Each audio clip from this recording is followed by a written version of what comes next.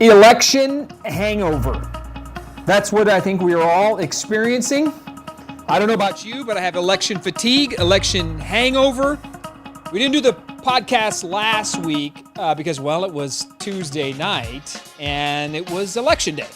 And as you know, it is still election day every day because people are still voting, apparently.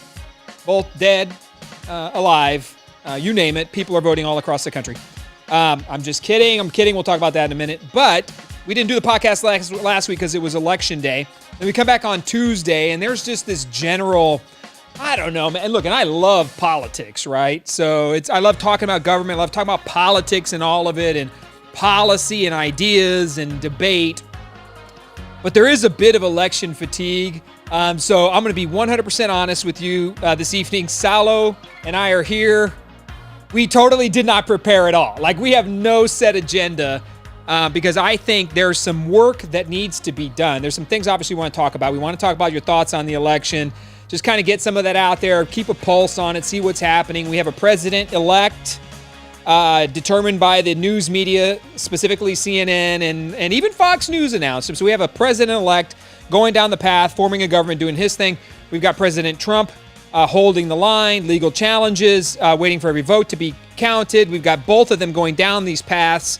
No transition occurring as of note. We've got a COVID task force appointed yesterday. We've got the president's COVID task force working every day. We've got the highest number of infections we've seen. We've got hospitalizations across the country. We've got dual government starting to form. It's an interesting time period. But through all of it, we are at a period of really election overload, and I think we take some of that time off and we just come back and we said today, man, let's just talk about a couple of things that are key and important because we've been doing this for a year now, just talking about issues and things in our city, right? And it could be any particular item.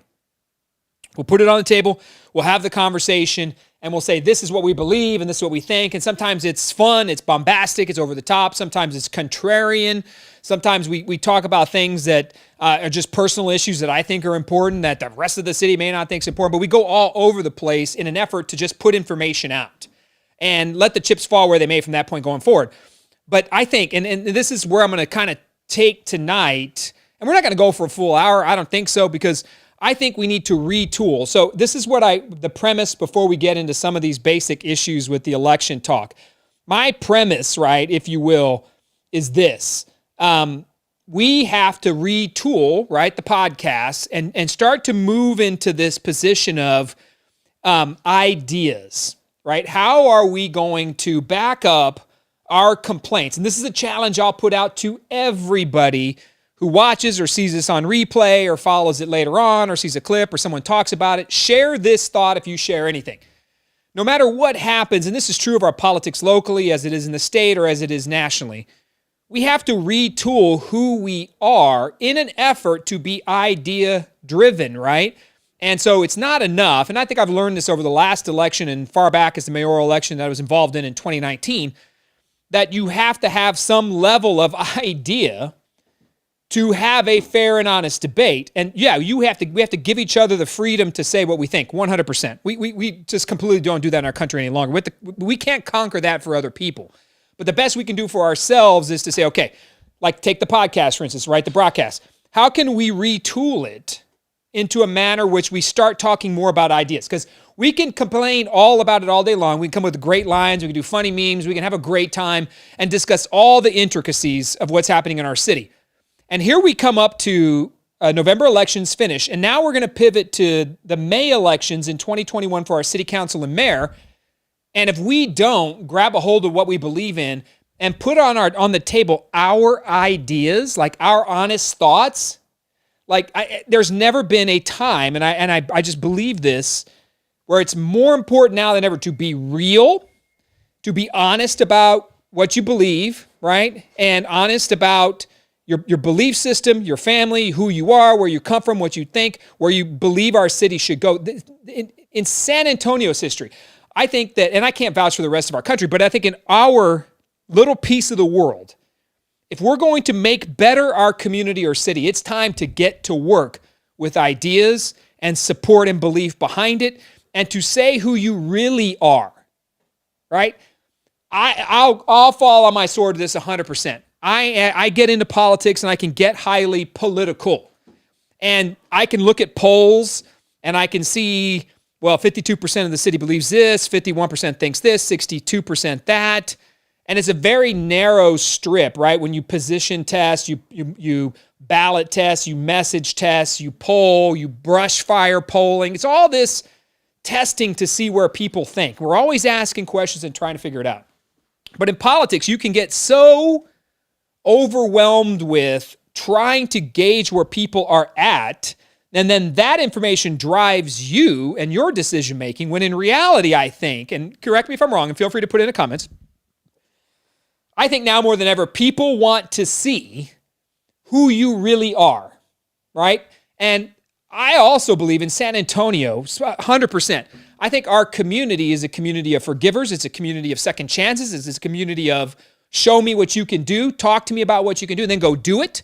It's a community that, rooted in faith, neighborhoods that have been neglected for decades, wrong priority. You can go right down the list of all these things. But what's interesting to me is that I think we need to retool our thought process into how can we be about ideas, and then let's put those on the table, and let's put it to the vote because the time is coming.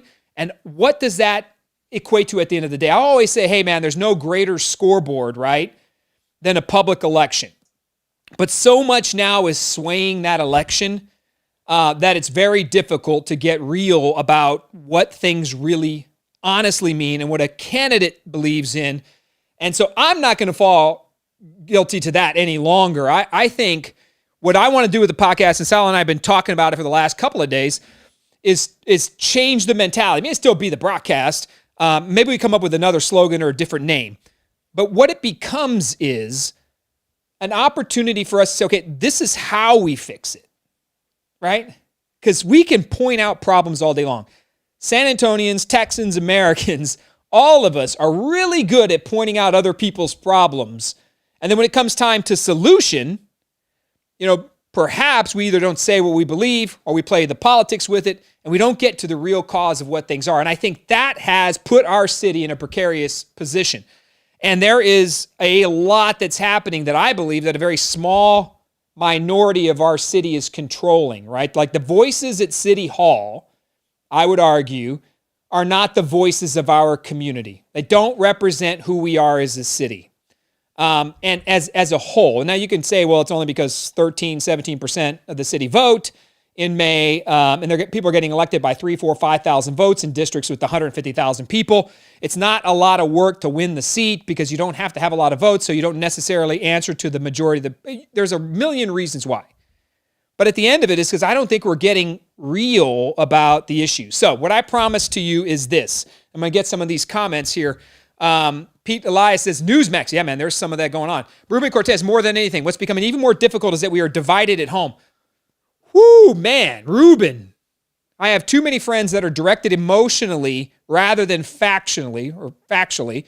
How do families have the conversations with facts rather than feelings? Whoa, man. Ruben, why you got to go throw that out there like that? That's you think we could talk about the rest of the podcast just on that. Tom Coleman, well said, Greg. We need a citizens platform, be a solution to make San Antonio better for all. And Ray Rodriguez at the bottom there, we got people, they manipulate the vote. Look, that's what we have to conquer. That's it. And for us to take the next level step is to say, okay, the podcast and however we do about it, I will tell you point blank. I don't know how many people we got watching because we totally did this random. We got 60 people in and out, and it's growing, right? I've always said we focus on the symptoms. Willie Ning, good pointer. Symptoms of issues instead of those causes. That's absolutely right. Victoria says it's not over. Tom Coleman, city council is controlled by special interest political parties. I'm going to be 100% transparent, and because people are asking, and this is the truth about me. I am heavily considering getting back in, and I'm in a period of personal discernment about it, about getting back in and running for mayor in 2021. I'll be honest and transparent up front. I'm seriously giving it a look, and getting back in the debate, because I just think that the time is now. I believe our city is ready for this decision point, and there has to be different viewpoints that debate and go at it And it's got to get past all the rhetoric. So I'll own that politically I've put the rhetoric out there and I go for it. I love politics and I talk it. And I really do. So getting on, I got some hearts there. So Carl, do it. Carl, calm down. Calm down, Carl. Carl. Victoria, look at what Victoria says. So Victoria, sign me up. So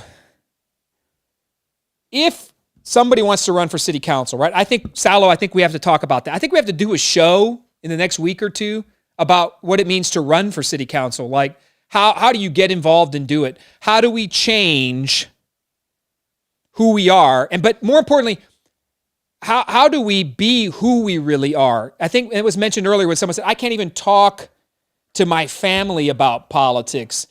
Boy, that's broken, right? And I don't know and no one particular person's a savior for any of this, and no one can walk in and swoop in and change the will of our city and community.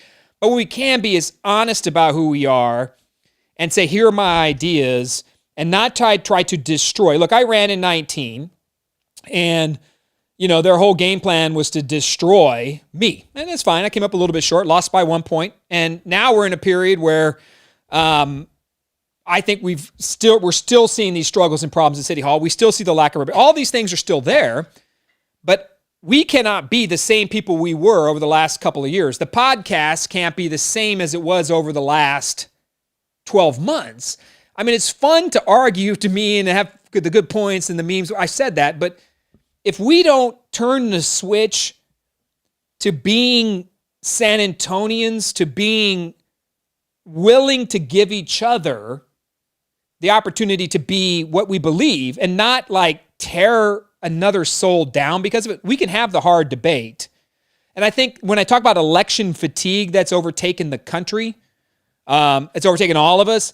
I'm not saying we don't have hard debate and argue. I mean, I'm not saying we don't call the other person out as totally incompetent at the job. I mean, we can do that all day long, or a total failure of leadership, whatever words you want to use.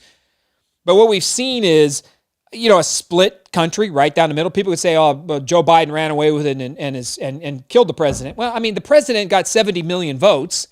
Joe Biden 72 or whatever he's at right now. I mean, this is a split and divided country, as I believe it to be a split and decided city, and divided city. But I'm not sure that we can't find some path in that gets back to who San Antonio really is. Because when you see someone put that on there about, well, I can't even talk to my family members, I agree with you 100%. Like, it's hard for me to get into a political discussion with certain people. But I shouldn't be holding back from that and saying it's hard. And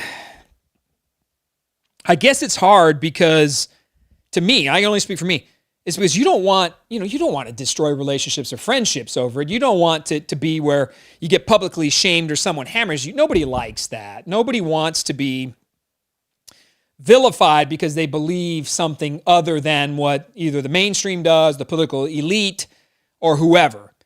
So over the past, we all have tended to, over the last couple of years, just kind of play that don't piss anybody off game and let's not say who we really are.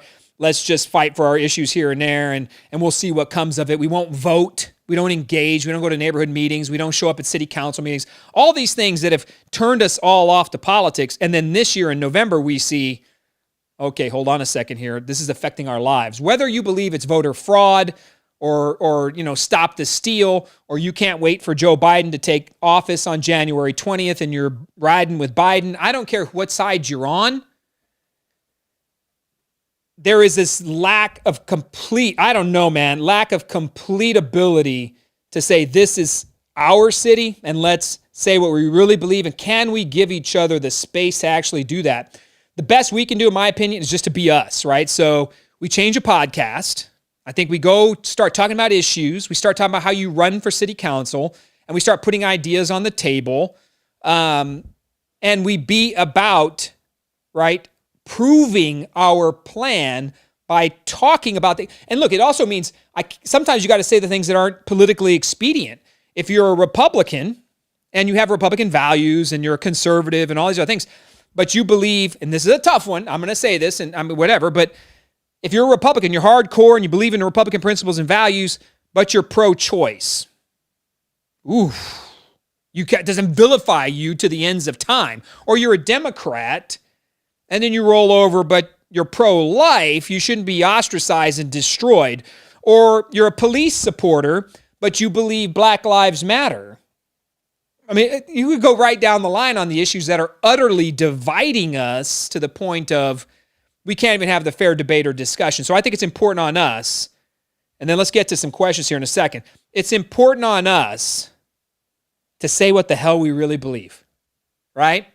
Own it, because that's the other thing, is I don't think elected officials in our town, in our city, actually own anything of what they truly believe.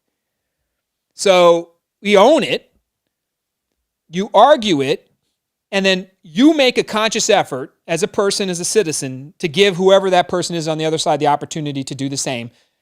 And then let's have the debate, all right? And we'll vote it out in May, and there'll be 10 city council members running and one mayor, and it'll be what it'll be, and that's fine. But I believe San Antonio is at this inflection point. I mean, we got into the race in 2019, underdog status, came a long ways, 51-49. We were right there at the end. It just wasn't our time. It wasn't in God's plan, and I believe this, and I've been struggling with this since I lost. So I want you to understand, as somebody who engages, and I believe I put my heart and soul into trying, because I love San Antonio, so I try to do the best I can for the community. But as somebody who's gotten into the fight and then lost, I can tell you it's depressing, it's heartbreaking, it's tough to get over.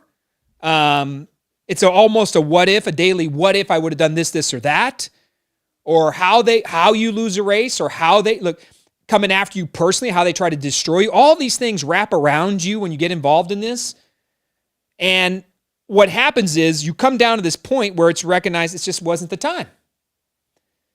But I believe that we have a time coming for our community, for our belief system, for our opportunity to say this is who we are and this is what we think. And how do we get people to engage and get out there and make it happen, right? And I think the answer is going to be we start with our own backyard. And I personally stop being just about what sucks in this policy, government, city hall business and say, okay, we're going to pick an issue and then let's talk about how we're going to fix it.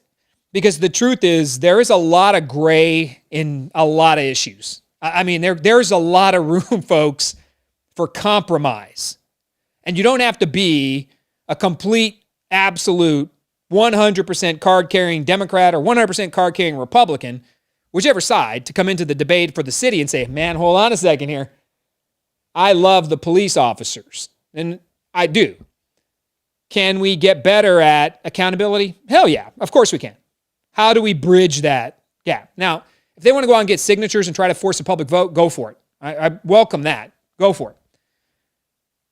But all of that gives us the opportunity to say, man, can I be both sides? And I think, can I define both sides and care about both? Yeah, I think I can, right? And I think we have to be real about it. We have to talk about the misses too, right? We do have to continue to talk a conversation about the misses. Like, we miss on our support for small business owners. We are missing on the allocation of resources and property taxes and the reduction of fees and things so that people can get through a pandemic now, get rehired and build their income and families back. Now, we are missing that food's not on the table for a lot of people in our city. We are missing that 95% of the city never sees their council person. We are missing, right? And you go right down the list that we don't have people who understand what's most important to the city. Our leadership doesn't. And I think part of that's because it's like this, it's the old guard and the old crew and the same 25 people have been running this city for the last 25 years. They're not going to get it done for us for the next 25 years. So what are you going to do? You going to do to make some level of difference, even if it's just to the point earlier about who's that one person in my family that I just want them involved or understanding, or I got to have the debate with them, or frankly, maybe I do avoid it because it's just not worth it. It's not worth it. But if we don't put it out there and change a little bit of who we are, and that's the challenge with the podcast, and that's what we're going to fix. I don't know exactly what it is, but we have to change, because if we run and do things with the same answers and the same tired methodologies from the last several years, we will get the exact same results, probably worse. So the challenge is going to be, how do we get better at being community-driven, community idea-driven, community activists? How can we find some, and this is the toughest challenge of all of it, it's finding a little bit of good in the other guy's or girl's idea. Because even if I'm an activist and I believe it, I'm going for it and I believe in me, and I'm 100% there, man, I'm absolutely right. Something's probably not 100% right about my thought process. Like, I'm wrong somewhere. I know it. Nobody's right 100% of the time, all the time. They're just not, right? And then the other side probably has a couple of good ideas. So I'm not saying you can unite a city or bring it back together and whoop-de-doo rivers of chocolate and golden rainbows and all this other shit's going to fly all over the city. I'm not saying any of that's happening and we're going to be able to fix or cure this. No one thinks they're going to wave the magic dust over San Antonio, all of a sudden it's kumbaya. That's not the point. The point is the policy fix or ideas are going to lie somewhere, and the voters are showing us this, are going to lie somewhere right down the middle. And maybe on some issues it takes more, like the police, right, issue. Maybe it takes people have greater belief in the police department. And they say, you know what, I love our police officers. Public safety is job one.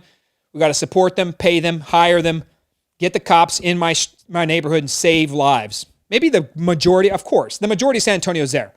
But there's also this side over here, which is a valid point that we have to make sure we not only trust, but verify and hold people accountable, especially those who don't do their job. And that accountability means that we have to be right with the fact that not everybody's a good employee. And how do we find those people in the right and best means possible, hold them accountable, because nobody wants a bad cop gone more than a good cop. So how do we fix that and find that common ground? Boy, that's a heated discussion, right? But the only way to get there is to really throw it out there. So that's what we're going to address. So retool, rethink, re-engage ideas, and let's get further away from divisive talk and more to ideas. We're still divided. We have to talk about, well, I think that's a bad idea, or you're doing bad over here. But for me, I can only tell you what I'm thinking, and this is where I'm at with it. I'm looking at getting back in it one more time to make an argument that we can do this completely different and focused on San Antonio and who we really are. We make jokes about it and say, don't San Frantonio us and all this other stuff, and don't California my Texas and whatever. I mean, it's funny. But at the end of it, San Antonio is something special and always has been unique for decades. It's been its own little piece of the world that never really has been affected by all this outside stuff. But San Antonio is changing. So you have to keep a hold of who you really are and always have been in an effort to get a little bit better and grow in the future. And that becomes policy and leadership that understands who and what San Antonio really is. And I'm not saying yes or no to running for mayor. What I'm telling you is that there's also people who I know who want to run for city council. They have to start thinking about that now. They have to say, I got to get out in the neighborhoods. I got to figure, man, I'm going to run for city council because some people commented on here about Farrell Clark running in District 2. Farrell Clark announced a run. Salo said he's running. Yes, he did. He announced a run for city council in District 2. Say what you want to say about Farrell Clark, and I get it. He elicits a lot of interesting feedback. I would tell you that to be an activist is one level. You get engaged, you fight, you argue, you're out there doing your thing. It's next level to put your name on a ballot and step in the ring. At least, because that's what we'll hear, right? We'll always tell the activists, oh, yeah, shut up. Just go run for office, and if you really care, go change it. That's what we always say, right? Instead of complaining, go vote. Instead of complaining, well, how about you run for city council? Well, the guy is actually doing it. Like, I don't know if he has a chance to win or not. He's running against Jada Sullivan on the East Side, District 2 councilwoman, first termer. She's up for her second term. And he's a rebel, man, reliable revolutionaries, man. He's getting it done. He's come on the show a few times. Actually comported himself well. We hung out. We had a good time. We broke bread. We had a good conversation. He is putting his name on the line. So you can say he's crazy, he doesn't stand a chance, and he's what's wrong with our city all day long. But you got to give some level of respect and credit to the fact that at least he's getting in the game. What are you doing? Do you know somebody that wants to run for office and get on the line and make it happen, man? I tell you what, it is not easy. It's embarrassing. It sucks the life out of you when somebody tells you no, it hurts, and you get a lot of no's. It takes a lot of money, time, resources. People are going to ask you why. Every stinking day. It's like a controlled crash landing to election day. Like, you know you're crashing. It's just a matter of, can I save as many lives on the way? That's how it is. Because I've been in it both winning and losing. So what can we do to help people get there? The elections are coming. It is time. And I don't care what side you're on right now. This goes to all sides. It is time to mobilize and see if you can get, right, good people to run. Maybe different belief systems, different political parties. We're all nonpartisan at City Hall, though we all know nowadays that's gone.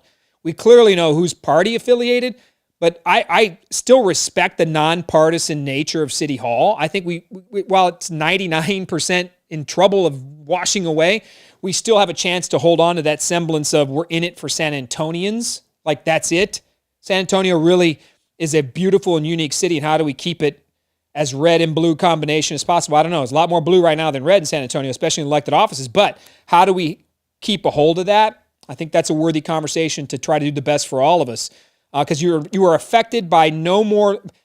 The level of government that affects you the most is City Hall. It's not President Trump. It's not the Senate. It's not Mitch McConnell. It's not Greg Abbott. It's not Lieutenant Governor Dan Patrick. It's not any congressman in town. It's not Joaquin Castro. It's not any of those people. No, it's City Hall. They're affecting you every single day. We've got big issues coming up that require ideas, and that's, my friends, where they're going to get you. If you come to the argument all the time with just why things are bad, they're going to beat you up for no idea. And then when you give them your idea, they're going to make fun of you for it. And the media is 100% complicit in that. Find your knowledge and resources elsewhere besides the city media machine. They're complicit, most part bought and paid for, and beholden to City Hall. There is no other way to put it. And I would say they're beholden to one particular political party in town. They're beholden to the Democrats in town, and the media is. And there's no greater culprit than that, than the Express News.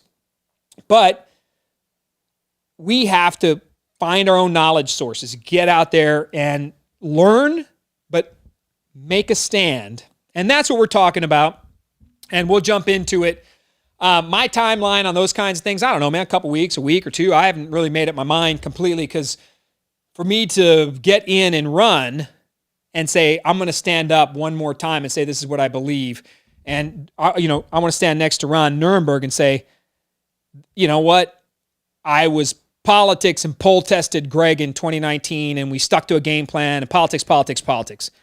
People don't want that. They just want the person. They want the value system. What do you believe? What do you think? How hard are you willing to work for it? And then tell me the truth and go for it, right? I've been guilty of playing politics for years because I'm in politics. And I'm not saying that doesn't continue going on and people aren't political. I get it. That's who politicians are. But let's commit to get after it and be people, forgivers, believers, thinking that we can do what's best for this city and stand up and put the argument out there. So be prepared. I'm going to be going through that. I'm talking to friends and family and people I've worked with over the past to see if it matters and it makes sense, and if I go one more time and I run for mayor. So I'm going to already put it out on the table. Now nobody can say, oh man, Brockhouse is just doing it. No, I'm telling you right now, I'm giving it 100% of my thought process outside of the podcast and my mortgage business.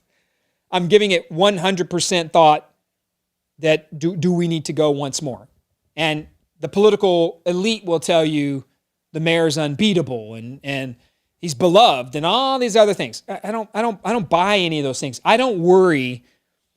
And for anybody thinking about running for office, don't worry about path and electability and how strong is the incumbent, and you can't beat an incumbent and it's impossible to stand up and make an argument in this city and there's too many Democrats or the Republicans are crazy. And just go be you. Get after it, man. Like, put it on the line and work like you've never worked before. Perfect example, that's Tony Gonzalez. I mean, you want to talk about a hustler. Tony Gonzalez stood no chance. A multi-million-dollar finance, Gene Ortiz Jones. No path to win in the congressional 23rd, which brings in a part of Bexar County.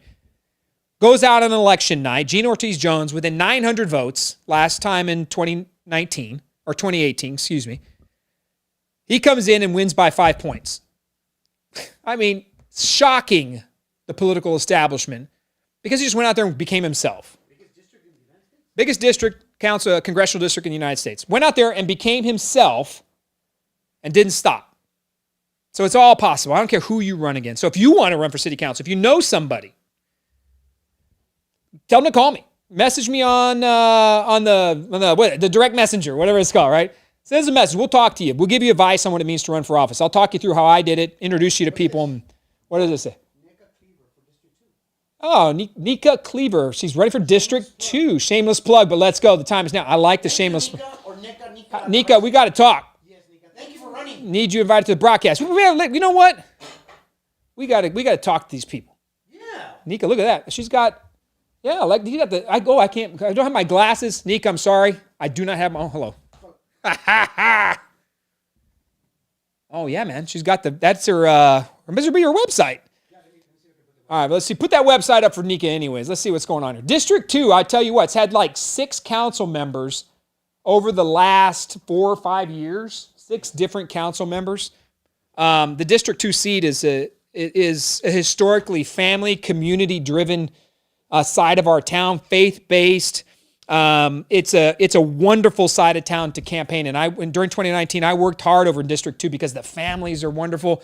The communities, the churches, the faith, the organizations, the racial demographics of the community are it's a melting pot. There's just so much going on the east side. Everything from the food to the entertainment to the Carver Center. It's just an amazing.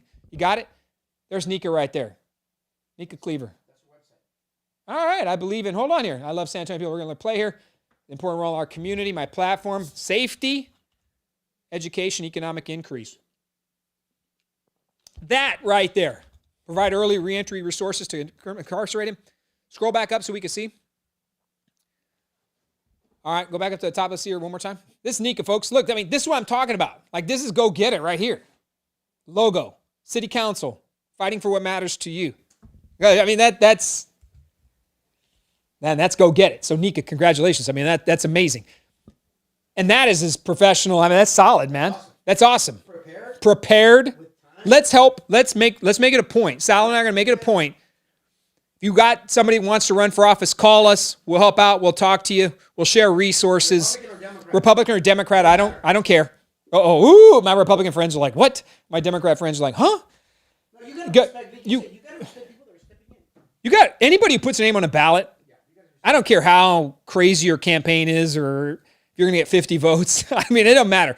You put your name on a ballot, I do give you credit for that. You have to, it takes courage to stand for a public vote because it hurts if you lose and it's a lot of pain if you win because it's a lot of work and there's a lot of people depending on you.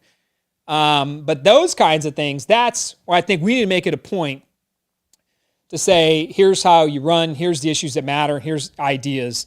And in people like Nika or even Pharaoh's out there running, right? I haven't seen Pharaoh's website. We'll have to check out what's going on with that. Our friends that are out there running, get out there, engage, make it happen, right? Because we can beat ourselves up all day long about Trump, Biden. At the end of the day, ain't none of us going to shake Joe Biden's hand. And none of us are going to see Donald Trump walking down Hackberry or up 151 or hanging out with us off of Mission Road on the south side. Joe Biden's not playing golf with me on the south of the Republic of Texas, or he's not hanging out on Medina Base Road. No, he's not. But who you can interact with is your city council member, who will directly affect every aspect of your life. Like take Nika, for example, or Pharaoh.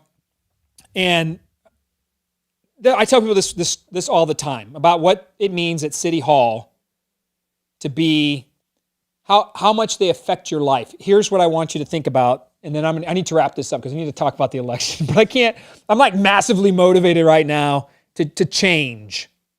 And I'm really motivated to be, it's time for us to be who we really are and to put it on the damn line and say it and then go deliver it and stop with the political pros and cons and the percentages and it's time to go to work. But here's how City Hall affects you. Imagine you're sleeping at night, you're hanging out in your bed, right? And it's a little warm in the bedroom, right? So you go turn the air conditioner on. The air conditioner's running, your electric bill's increasing, your CPS Energy bill comes. It's higher than it was the month before because rates are increased. Who owns CPS Energy?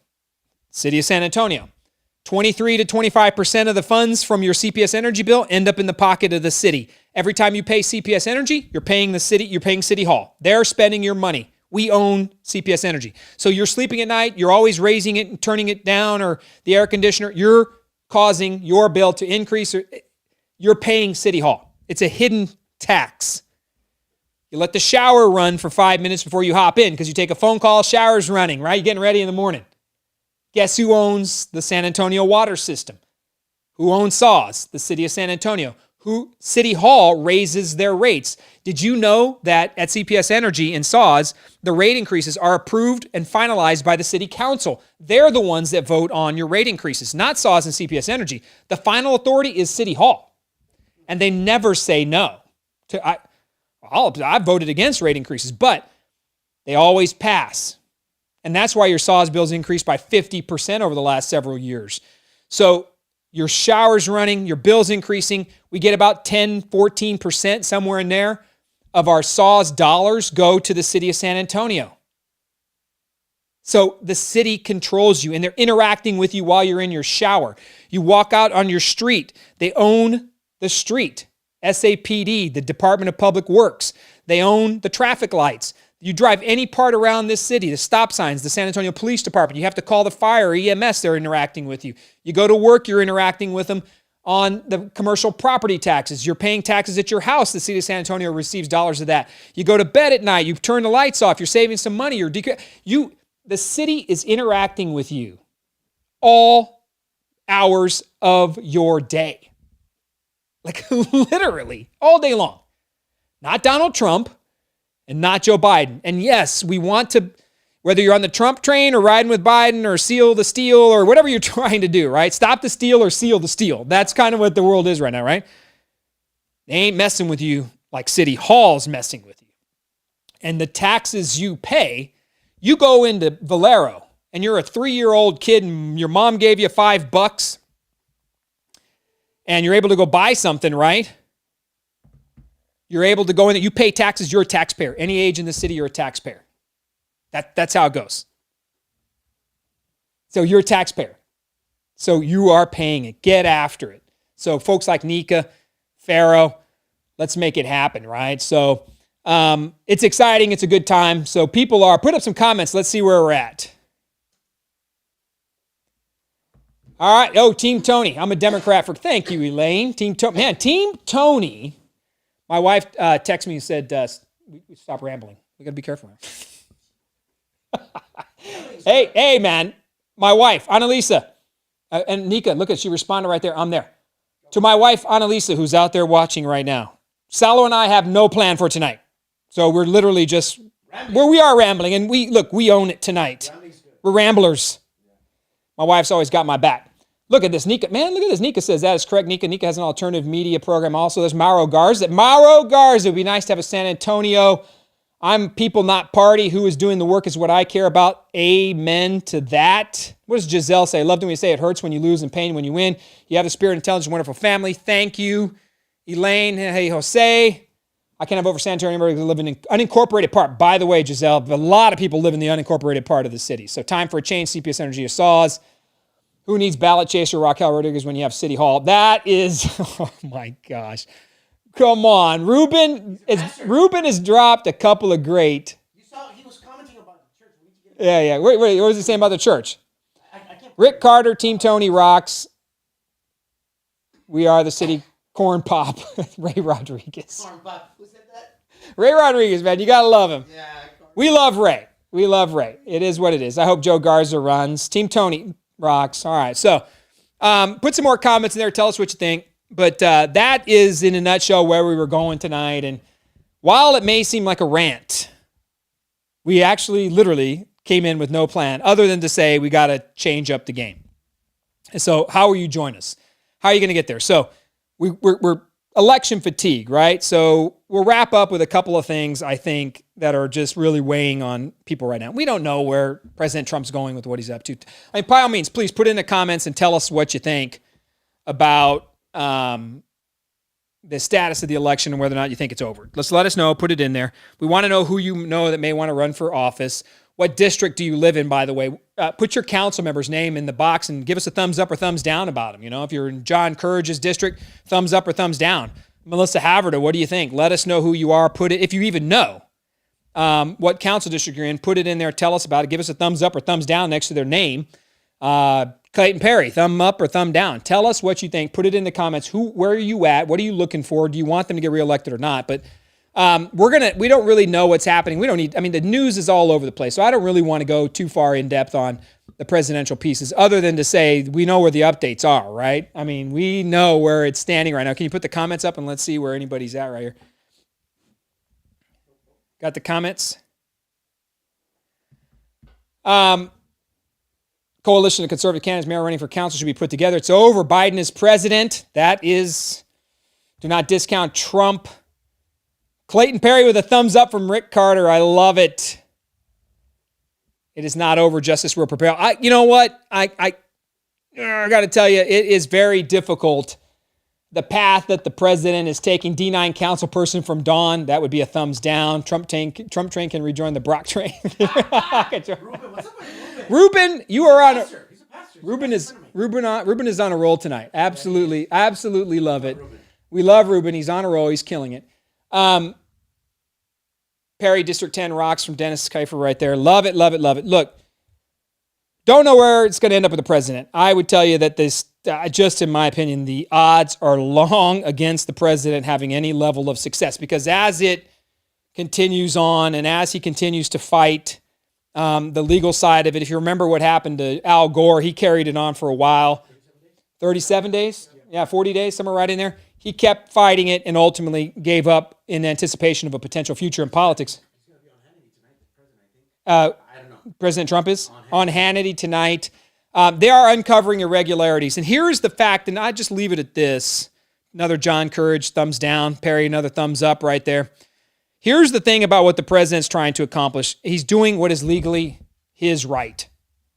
So you can sit there and be mad at Donald Trump all day long. And you're probably falling on that on political lines. But at the end of the day, he can ask for recounts and he can hold the process. And it's within his legal right to challenge the voting process in all these states that are still out. Joe Biden is within his legal right to continue trying to form a government to piece this together in anticipation. The media does not declare the winner of the presidential election. I saw a tweet the other day from the New York Times, right? And the New York Times said that the media declares a winner. No, they don't. Yes, the tweet was deleted, but of course in the Twitter sphere, everything is copied quickly, right? So the tweet said, the media will declare the winner. That is absolutely false. The media does not pick the winner of the presidential election. It doesn't. The voters make the selections, state legislatures, and then certify. They appoint their electors, and then the electoral colleges makes this selection in December. The media is not anywhere in our Constitution as an authority over declaring winners of presidential elections. So let's just be clear about that. the votes are counted, the selection happens by the people, and then those state legislatures certify those results and offer up their electors. Media, you are not involved in the selection of our president other than being an individual voter. That's your whole sphere. So some states were called. The president disagrees. He's well within his right to pay for and offer legal challenges to recounts. President-elect Biden is within his right to continue down his path as well if the math makes sense to him and he can do it. Nobody's doing anything illegal right now, is my point. Everybody's following the process. What happens, though, is how it becomes fundamentally politically challenged for the president. Like if he does not produce, and we're all waiting for it. I mean, we're all waiting, and everybody will give him the fair share of political coverage for this. We're all waiting for the documented proof and the numbers of political and ballot fraud. What are your reactions if you're going to see it? I ask people, if you see it, what are you going to do? If it's like legitimate, if there's legitimate voter fraud. How much is legitimate for people? Well, here's the thing though, like with the voter fraud piece, it would have to be so enormously large to change the election. Now we can say, oh, it's only 50,000 votes. But knowing how the election process works and been a part of it, the sheer volume of illegalities and people involved to falsify 50, 60,000 votes in one state is a monumental conspiracy. And I'm not saying it's not possible. And the president can challenge it, but we all at the end of the day want to see the proof. And if he can prove it, well, then he proves it. But it is not. I'm just telling you, man, you can't do, these people at the elections office, they can't do much without getting caught if the people are watching. But we saw where the president couldn't get poll watchers in there as well. So at the end of the day, I think it becomes this point where the president either proves it or he doesn't. And that's it. That is it. The president's going to have to produce the proof in a volume that allows for true accountability. Can he do it? I'm just telling you, I don't see it. I mean, is there voter fraud? Abso-stinking-lutely. Yes, there is. The voter fraud is rampant. Is it the volumes that are going to change a presidential election that, as we're seeing it right now? I don't know. Arizona's tight. Pennsylvania. Nevada broadened a little bit, and Georgia got a little bit more broad. So voter fraud is real. I've seen it in San Antonio. We know it exists. We know they go after seniors. They do all this to sway votes. We've seen it. We saw it in San Antonio on a couple of videos from Project Veritas. We know that there's crazy stuff happening with people that want to do harm to our democracy. And basically what they want to do is make money. That's what they want to do. They want to make money. But the large scale is going to be difficult for the president to prove. And for all of you who want the president reelected and you want him to continue his legal challenge well within his right, let's give him the space and the time to do it. But at some point, it's going to become politically tenuous where he cannot continue on if he doesn't have absolute proof. And George, right there, they already proved 6,000 votes in one county were switched from Trump to Biden. By all means, let's go for it. I mean, the president deserves and has his opportunities for recounts. And President-elect Biden has his opportunity to continue to move forward. So let's just keep monitoring and watching. And I think we're all done up with election fatigue, and we've had it anyways. And we'll relax back from it, and we'll see. And it'll take some time. And if it takes time, it takes time. I'm okay with that. And the president-elect can continue his plan of getting ready for his administration, while the real president, right, the actual president right now, Donald Trump, can continue leading our country and challenging the election. It's well within his legal rights. Let's let him go at it and keep an eye on it. So that, I think, is our unprepared, freewheeling, as some would say, rambling podcast. You got, as long as they're not bad memes. What is bad? We've got to up our meme game. Okay. You have some memes, really? Oh my gosh. All right. I'm putting a disclaimer out there right now. The memes are Saulo, because I had no memes prepared. Like literally, we just walked into this thing like totally blind. What do you got? I'm afraid. I'm genuinely afraid for what meme you're about to put up. Go for it. Hold on. Give me a second. How's that for a face right there on a meme? Nervous. I'm nervous. Remember, Saulo, I may be running for office again. Let's not put anything up that will cost me. This is on Salo. Man, Salo, what are you doing, man? I'm prepping people for memes, and you don't even have them ready. No, because I just thought of it, because maybe people are sad today. I don't want people to be sad. We don't want you leaving sad. Yeah, they're simple. They're not that bad. But just so you know. What do you got? Put something up there, man. Let's make it happen. What is this? I just bought this new blue shirt.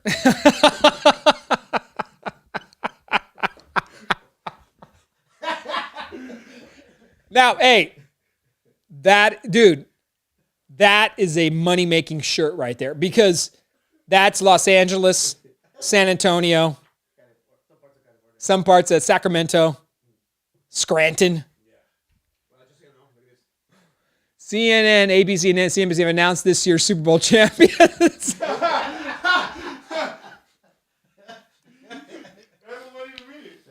Holiness. I'm here to tell. Thanks for voting. Oh my God! Hey, look, he's wearing his mask. Give him the credit. Yeah, he can't contaminate anything. Give him the credit. He's wearing a mask. He's not COVIDing anybody. Due to the rising cost of ammunition, I'll no longer be able to provide a warning shot. I thank you for your patience and understanding in these hard times. Salo, oh my God, dude. Dear Lord, Salo, you are. Can I do a very hard one? Okay, it's not vulgar, is it? Oh my gosh, no, Salo. Come on, it's a little bit vulgar. A little bit. No, Salo, we're family. Salo, I just talked about being ideas and solution oriented. What do you got? No, Papa. No, don't put that up there. No, I see what that is. Don't put that up there. Take that off. I see the corner of that. No, sir. No, I'm not gonna put it. All right, we're gonna wrap this up because Salo's getting me nervous. All right, look, we got to go. All right, so when we come back, the promises are simple. We're gonna get active. Let's get idea oriented. Let's start asking tough questions and talking to people, helping people run for office. Let's get engaged. Is that true? Um, Carrie Hall? yes, I saw a message earlier that Nika Cleaver put something on right there too. A message earlier, Ron Nirenberg was exposed to coronavirus. He's in quarantine. He was wearing a mask. Look, and the judge is in quarantine with him. I think the judge is in quarantine as well, I think. But I know Ron was exposed to coronavirus. I will just say this. Yes, I can't stand Ron Nirenberg and his politics. I think he is dead wrong about our city. Like, I just think he's really not right for us. I hope he does not have COVID-19. All right, I hope he doesn't. Ron, I sincerely hope that, he was already tested. I hope it comes back negative because he's got a wife and a child. His son's Jonah. It's my son's age. And we don't want Erica getting sick. And we don't want Ron having COVID-19. So if anybody's out there commenting on, and I saw Ron posted that he was exposed. I saw his Facebook post that he was exposed and that he was quarantining in the interim till he got his test. But people were on there like, making fun of him and liking it, like trashing him for it. I mean, But does he have it, or you don't know yet? he doesn't. We don't know yet. His test's not back yet. So all I'll say is don't say bad stuff about Ron and COVID-19. It's unnecessary. He's got a wife and he's got a son. And I don't care who you are. You don't know what underlying conditions you may or may not have. You may not have a clue. And if you get COVID-19, you just don't know, right? There's a council member, Adriana Rocha Garcia. She's lost like 5, 6, or something like 6 family members to COVID-19. And you just don't wish that on anyone. So let's be kind. Let's pray for Ron that he's COVID-19 negative. And then we can pick on him about his other stuff all day long and his lack of leadership. But he was exposed, and let's pray for his safe and healthy results on his test. And that, man, is the broadcast. So we're going to come back retooled, re-engaged, talking to people, bringing them on, getting ready for the next iteration and the next step of what we try to do to save and help our city. Will you join us? Will you share this? Will you put it out there? Will you stand up and say, this is what I think? This is what I believe. I'm willing to give you the space to do the same. Let's have the argument. Let's have the debate. And remember, we are all in this thing together, but we're not together in belief. And unity doesn't mean unity of thinking, unity of purpose, unity of belief. None of that, and that's not what it means. What it means is that we're San Antonians. Let's grab a hold of who we are and what we've always been and just keep doing the best we can to make it happen. That's what we're about. That's what we need to be about going forward in the future. Let's make it happen. We're going to come back bigger, better prepared. We'll mess with the logo a little bit. We'll have some fun. We appreciate you on our rambling night. My wife is absolutely right. Tonight, we've planned it and rambled it, but we love you. We appreciate you. Like it, share it. The broadcast will be back next Tuesday. Better than ever, ready to go, out to change our city. Thank you. And as always, the broadcast is out.